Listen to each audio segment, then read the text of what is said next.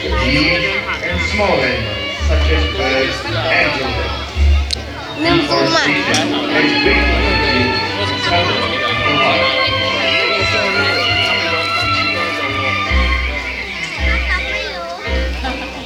เฮ้ยลิลลี่มาตรงนี้ตรงนี้มองไม่เห็น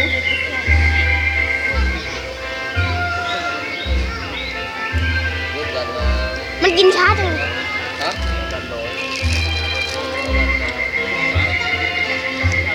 สปีดรัน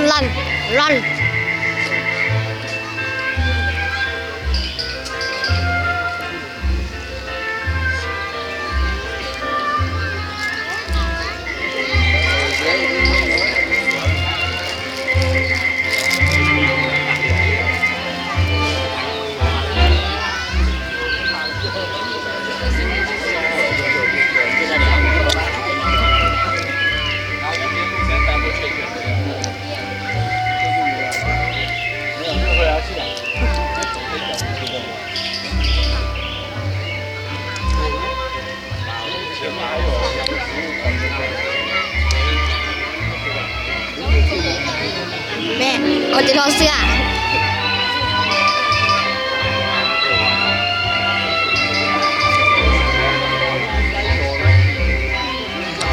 โอ้ยเมื่อไหร่มันจะมาตรงนี้สักที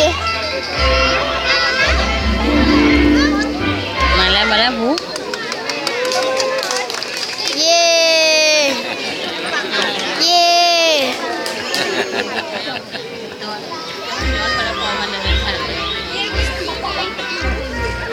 ในที่สุดก็เห็น